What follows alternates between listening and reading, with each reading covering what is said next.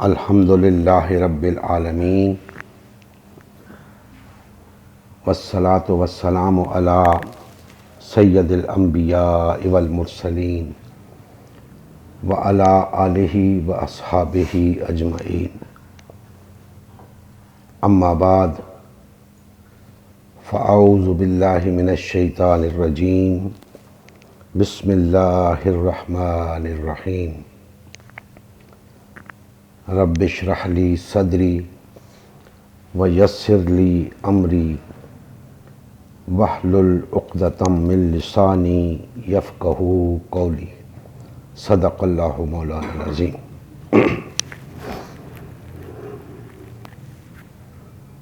محترم مسلمان بھائیوں، اللہ جل مجدہ کا لاکھ لاکھ احسان ہے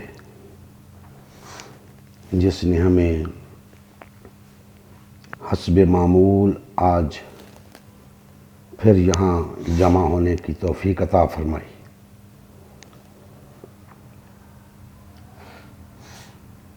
گزشتہ جمعۃ المبارک کو جو گفتگو ہوئی اس میں ہم نے جس نقطے پہ بات کی وہ تھا کہ مسلمانوں کا ایک امام ہونا چاہیے یا مسلمانوں کا امام ایک ہونا چاہیے۔ دو قدر مختلف چیزیں ہیں، میں انشاءاللہ اس پہ بھی بات کروں گا۔ تو اس پروگرام کے معاً بعد جو سب سے پہلے اس پہ رد عمل آیا کہ مسلمانوں کا امام ایک ہونا چاہیے، وہ کچھ یوں تھا کہ ایسا ممکن نہیں، یہ تو محض ایک خواب ہے، یہ تو محض ایک معصوم خواہش ہے، بجائے اس کے کہ ہماری اس بات کو، ہمارے اس موقف کو کسی دلیل کے ساتھ رد کیا جاتا، اس کا انکار کیا جاتا، بتایا جاتا کہ شرعاً یہ درست نہیں ہے، عقلاً یہ درست نہیں ہے، عملاً یہ ناقابل عمل ہے، تو کچھ بات بھی تھی۔ لیکن دو ٹوک الفاظ میں یہ کہہ دیا گیا کہ یہ تو ایک خواب ہے، یہ ایک معصوم خواہش ہے اور یہ ناممکنات میں سے ہے۔ ہمیں کوئی تکلیف نہیں اس بات پہ، حق بات کہنے پہ اگر رد عمل آئے تو اس پہ تکلیف نہیں ہونی چاہیے، کیونکہ حق بات ہے۔ اب تکلیف وہاں ہوگی جن کے مفادات کے زد پڑ رہی ہے، لہذا وہ اس پہ بات کرنے کی بجائے اسے غلط رنگ دیں گے۔ ہم یہ چاہتے ہیں کہ اس پہ ڈیبیٹ ہو، کھل کر بات ہو اس پر، خواص تو خواص رہے، عوام الناس کے اندر، عامت المسلمین کے اندر اس پر بات ہونی چاہیے کہ آیا یہ بات شرعاً درست ہے یا نہیں، عقلاً درست ہے یا نہیں، عملاً قابل عمل ہے یا نہیں. لہذا دعوت عام ہے، خواص کے لیے بھی عوام کے لیے بھی، کہ آئیں اس پہ بات کریں. ناراض ہونے سے بات نہیں بنے گی، غصہ دکھانے سے بات نہیں بنے گی، خواہ مخواہ کے رد عمل کا مظاہرہ کرنے سے بات نہیں بنے گی. آئیں دلیل سے بات کریں، قرآن و سنت کی روشنی میں بات کریں، عقلاً بات کریں، نقلاً بات کریں. انشاءاللہ یہ عقدہ کھل جائے گا، یہ بات واضح ہو جائے گی کہ آیا مسلمانوں کا ایک امام ہونا چاہیے یا نہیں. دوستان محترم، اسی حوالے سے آج میں اپنی گفتگو کا آغاز چند اشعار سے کرتا ہوں. نہیں معلوم اللہ کے کس بندے نے یہ اشعار لکھے ہیں، لیکن مجھے کم از کم اتنا معلوم ہے کہ آج سے کم و بیش 50 سال قبل یہ اشعار کہے گئے. جو پاکستان میں اسلامی سربراہی کانفرنس ہوئی تھی، اس موقع پہ یہ اشعار کہے گئے. تو غالباً 73 میں یا 71 میں، 73 میں، تو اس موقع پہ یہ اشعار کہے گئے، اور آج بھی اسی طرح یہ الفاظ زندہ و تابندہ ہیں. یعنی مسلمانوں نے اس طرف کوئی توجہ نہیں دی. تو وہ شاعر فرماتے ہیں کہ عروج پا نہیں سکتی جہاں میں وہ ملت، عروج پا نہیں سکتی جہاں میں وہ ملت، نہ جس کا ہو کوئی مرکز نہ جس کا کوئی مقام. ہو گرچہ ریگے بیاباں کی طرح لاتعداد، صحرا کی ریت کی طرح اگر وہ لاتعداد بھی ہو گرچہ ریگے بیاباں کی طرح لاتعداد، ہوا کے جھونکوں میں اڑتی پھرے گی صبح و شام. حالت اس کی یہ ہوگی کہ بس وہ ہوا کے جھونکوں کی نظر ہو جائے گی، اڑتی پھرے گی، تعداد میں صحرا کی ریت کی مانند ہوگی، لاتعداد ہوگی، جو آج حال مسلمانوں کا ہے. پھر لکھتے ہیں اگر ہو نظم تو ملت ہے آہنی دیوار، اگر نظم ہو تو ملت ایک لوہے کی دیوار ہے. اگر ہو نظم تو ملت ہے آہنی دیوار، کہ جس کے سامنے طوفان کو بھی نہیں ہے قیام. پھر اس دیوار کے سامنے طوفان بھی نہیں ٹھہر سکتا. اور اگر وہ دیوار نہ ہو تو ہوا کے جھونکے اڑائے پھرتے ہیں. یہ نظم کیا ہے؟ یہ نظم کیا ہے؟ فقط ایک نقطہ مرکز. یہ نظم کیا ہے؟ فقط ایک نقطہ مرکز، زبان شرع میں جس کو کہا گیا ہے امام. یہ نظم کیا ہے؟ فقط ایک نقطہ مرکز، زبان شرع میں جس کو کہا گیا ہے امام. ہے اجتماعی مقاصد اسی سے وابستہ، ہے اجتماعی مقاصد اسی سے وابستہ. امام زندہ ہے ملت کی زندگی کا قوام.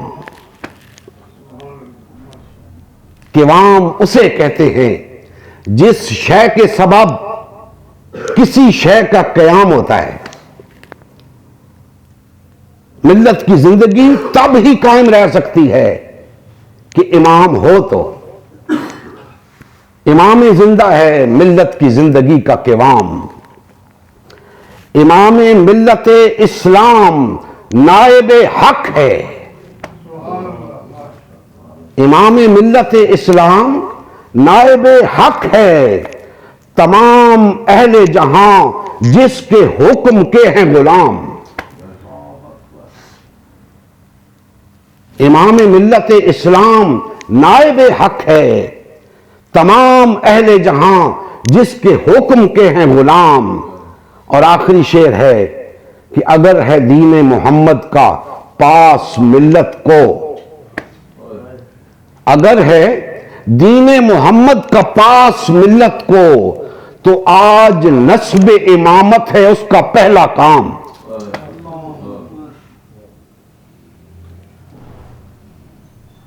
کیا لاجواب اشعار کہے ہیں،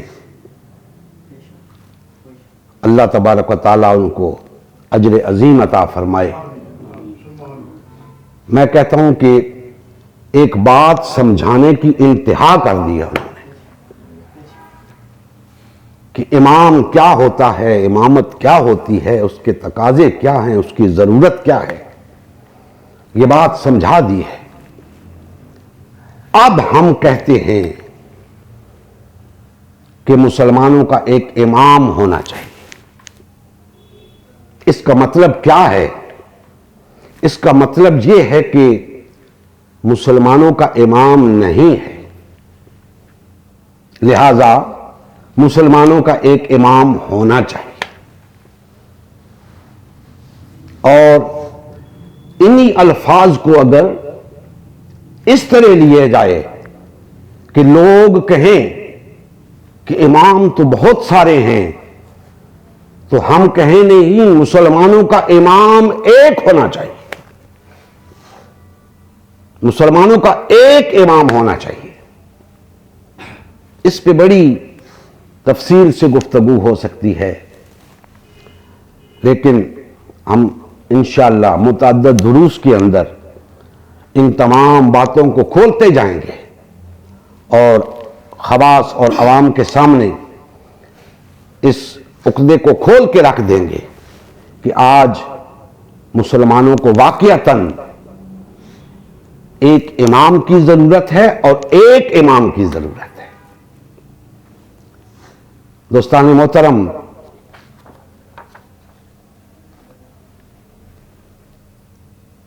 اس عنوان پہ بحث ہو سکتی ہے، بات ہو سکتی ہے، اور ہم تو اس بات کا آغاز کر چکے ہیں۔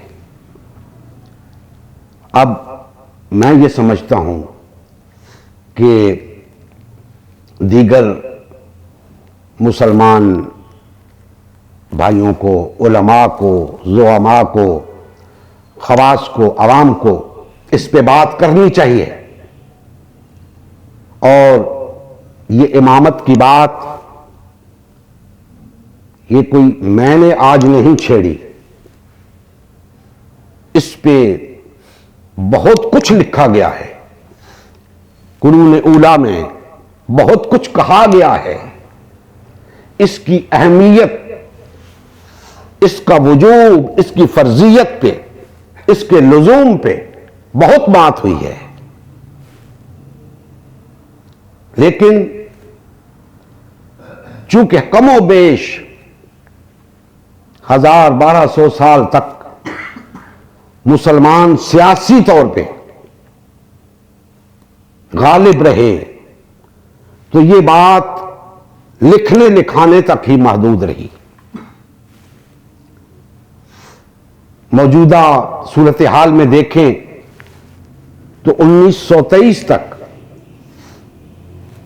بہر طور ایک مرکزیت، ایک اجتماعیت پائی جاتی تھی۔ آج 2023 ہے، کم و بیش 100 سال گزر چکے ہیں۔ اس 100 سال کے اندر اس مرکزیت کو، اجتماعیت کو باقاعدہ ایک پلان کے تحت ختم کیا گیا تھا، باقاعدہ ایک سازش کے تحت ختم کیا گیا تھا، اور اس کا مقصد یہ تھا کہ مسلمانوں کی مرکزیت کو ختم کر کے انہیں ٹکڑے ٹکڑے کر دیا جائے۔ آج یہ جتنی ریاستیں مسلمانوں کی آپ کو نظر آ رہی ہیں، کم و بیش تمام ریاستیں 1923 کے بعد وجود میں آئی ہیں۔ وہی سلطنت عثمانیہ کے ٹکڑے کیے گئے ہیں۔ آج کے کم و بیش 36 ممالک ایسے ہیں اس وقت موجود ہیں جو اس وقت سلطنت عثمانیہ کے زیر نگی تھے، ان کی مرکزیت ایک تھی۔ تو دوستان محترم، یہ جو 100 سال پچھلا گزرا ہے، اس 100 سال کے اندر کچھ نہ کچھ کوشش ہوتی رہی، کہیں نہ کہیں سے آواز اٹھتی رہی، لیکن ایک قوموں کے عروج و زوال کا فلسفہ ہے جس کی روح سے مسلمان زوال پذیر ہو چکے تھے۔ مرکزیت جاتی رہی، اجتماعیت جاتی رہی، لیکن اس کی وجہ یہ تھی کہ مسلمان زوال پذیر ہو چکے تھے۔ اب اس کے بعد کوششیں ہوئیں، لیکن چونکہ ابھی ابھی مرکزیت ختم ہوئی تھی، اجتماعیت ختم ہوئی تھی، زوال پذیر ہونے کی وجہ سے، تو ایسا نہیں ہوا کرتا قوموں کی زندگی میں کہ جیسے ہی ان کی اجتماعیت اور مرکزیت اور عروج ختم ہو فوراً ہی پھر سے وہ عروج پا لیں۔ نہیں، پھر کچھ عرصہ انہیں زوال میں گزارنا پڑتا ہے، کیونکہ ان کی حالت ہی تبدیل ہو چکی ہوتی ہے۔ اب ان کی حالت ہی وہ نہیں ہوتی، اگر اس قابل ہوتے تو زوال پذیر کیوں ہوتے؟ چونکہ حالت ایسی ہو چکی تھی کہ اب ان کا عروج قائم نہیں رہ سکتا تھا، اس لیے زوال پذیر ہو گئے۔ لہذا اب انہیں اس زوال میں کچھ وقت گزارنا تھا، جو اب تقریباً 100 سال کا وقت گزر چکا ہے۔ اس 100 سال کے اندر ایک تو مسلمانوں کو جغرافیائی لحاظ سے تقسیم کر دیا گیا، متعدد ریاستوں میں تقسیم کر دیا گیا، اور دوسرا ان ریاستوں کے اندر جمہوریت کا دیو استبداد در آیا، اور جمہوریت نے وہ گل کھلائے کہ آج مسلمانوں کو نہ صرف فرقہ فرقہ کر دیا ہے، پارٹی پارٹی کر دیا ہے، بلکہ فرد فرد کر دیا ہے۔ ہر شخص اپنے تئیں ایک انجمن نظر آتا ہے، وہ کہتا ہے جو کچھ ہوں میں ہوں۔ اجتماعیت ختم ہو گئی، مرکزیت جاتی رہی، امامت کا تصور ہی ختم ہو گیا۔ آج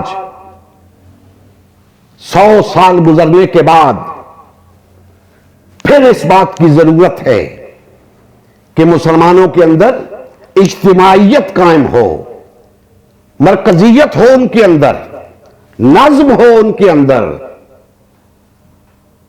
مسلمانوں کی مردہ جسم کے اندر زندگی کی روح دوڑائی جائے، اور اس سب کے لیے ایک امام کا ہونا ضروری ہے، ایک امام کا ہونا ضروری ہے۔